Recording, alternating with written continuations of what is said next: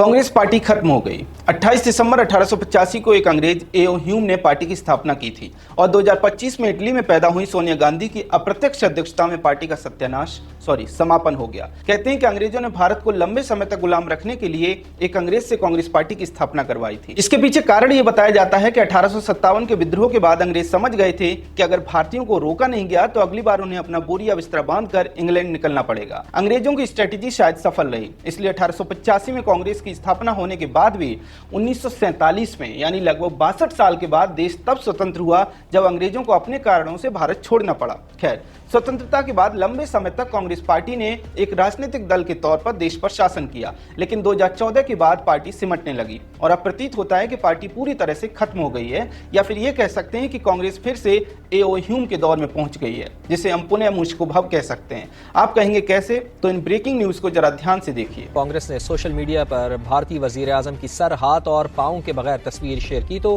भारतीय सियासतदान मोदी सरकार की तो हम परस्ती का मजाक उड़ाने लगे। सिद्धारामैया ने कहा है कि पाकिस्तान के साथ जंग की कोई जरूरत नहीं है। देखा आपने, एओ ह्यूम के समय कांग्रेस अंग्रेजों के लिए काम करती थी, आज सोनिया गांधी के समय में पाकिस्तान के लिए काम करती दिखाई दे रही है।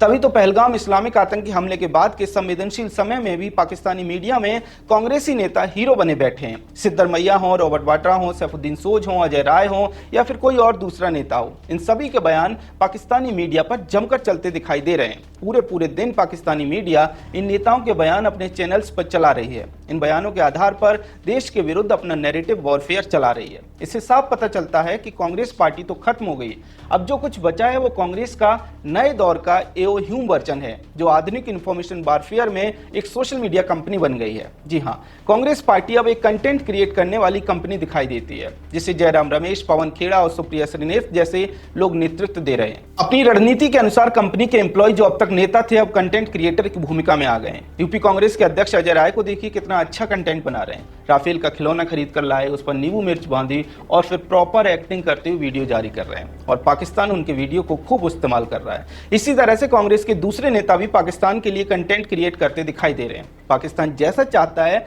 वैसा बोल रहे हैं, उसके एजेंडे के अनुसार बयान देते हैं। पाकिस्तानी नेता भी जैसा कंटेंट उसके देश के लिए नहीं बना पाते, वैसा कंटेंट कांग्रेस पार्टी बनाकर देती है। याद रखिए, अभी चूंकि पहलगाम इस्लामिक आतंकी हमले के बाद पाकिस्तान केंद्र में है, इसलिए शायद पाकिस्तान से संबंधित कंटेंट ही बनाया जा रहा है, नहीं तो पहले यही कांग्रेस चीन के लिए और दूसरे देशों के लिए काम करती दिखाई देती रही है। चीन के साथ तो गुप्त समझौता करने का भी आरोप है। खैर, चीन, पाकिस्तान जैसे दुश्मन देश जब पार्टी का कंटेंट नहीं खरीदते तो देश के अंदर ही एओ ह्यूम के सपने को साकार करने के लिए राहुल गांधी काम करते दिखाई देते हैं।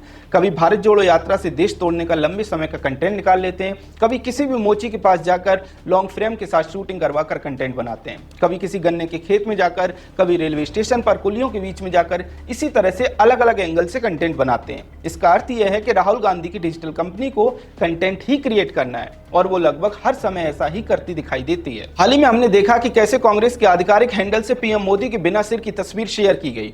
सिर से एरो निकालकर लिखा गया था गायब। आरोप लगा कि तस्वीर सर तन से जुदा का संदेश दे रही है। तस्वीर पर भारी विवाद हुआ, जमकर सवाल उठे, लेकिन कांग्रेस पार्टी ने वो फोटो डिलीट नहीं किया। इसके पीछे कारण ये बताया जा रहा है कि उसकी रीच अच्छी आ रही थी।